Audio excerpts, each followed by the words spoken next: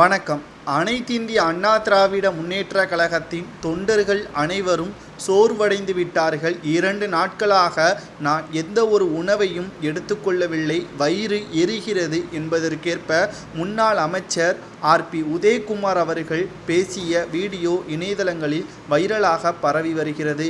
கடந்த ஏப்ரல் 19ஆம் தேதி முதல் ஜூன் 1ஆம் தேதி வரை 7 கட்டமாக நடைபெற்ற மக்களவைத் தேர்தலின் முடிவுகள் நாளை வெளியாகக்கூடிய நிலையில் நேற்று முன்தினம் கருத்துக்கணிப்புகள், தேர்தலுக்கு பிந்தைய கருத்துக்கணிப்புகள் வெளியிடப்பட்டன.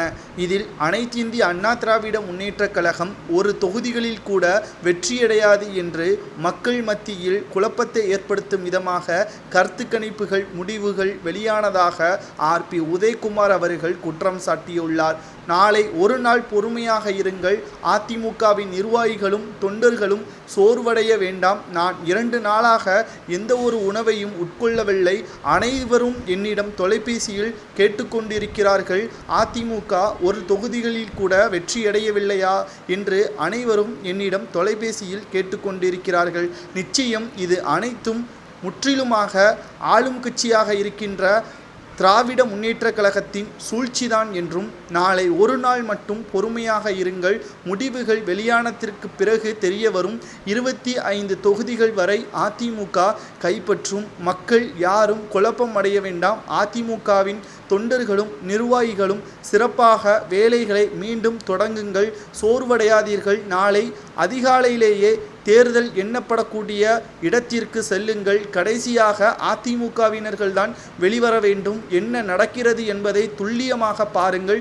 ஓட்டு மிஷினில் இருக்கக்கூடிய எண்ணிக்கையும் அதில் குறிப்பிட்டுள்ள நம்பர்களும் சரியாக இருக்கிறதா என்பதை நீங்கள் பாருங்கள் என்று ஆர்.பி. உதயகுமார் அவர்கள் கூறியுள்ளார்.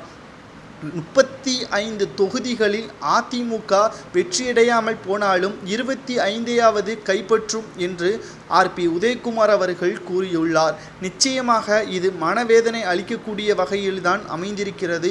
2 நாட்களாக அதிமுகவின் நிர்வாகிகளை குழப்பத்தில் ஆளாகியிருக்கக்கூடிய நிறுவனங்கள் அனைவருக்கும் திமுகவிடம் இருந்து பணம் கொடுக்கப்பட்டுவிட்டது. மக்கள் எப்படி மீண்டும் திமுகவிற்கு வாக்குகளை கொடுப்பார்கள்? குறிப்பாக திராவிட முன்னேற்றக் கழகம் 3 ஆண்டுகால திமுகவின் ஆட்சியில் கொலை, கொள்ளை, போதை மருந்து கடத்தல் அனைத்தும் திமுகவின் ஆட்சியில்தான் நடைபெற்று கொண்டிருக்கிறது. மீண்டும் மீண்டும் எப்படி திமுகவிற்கு வாய்ப்புகளை மக்கள் கொடுப்பார்கள்? இதிலிருந்து தெரியவில்லையா திமுக வெற்றியடையுமா அல்லது அதிமுக வெற்றியடையுமா என்று ஆர்.பி. உதயகுமார் அவர்கள் கேட்டிருப்பது சரியானதா என்பதை உங்களது கருத்துக்களை கமெண்ட் வாயிலாக மறக்காமல் கூறுங்கள்.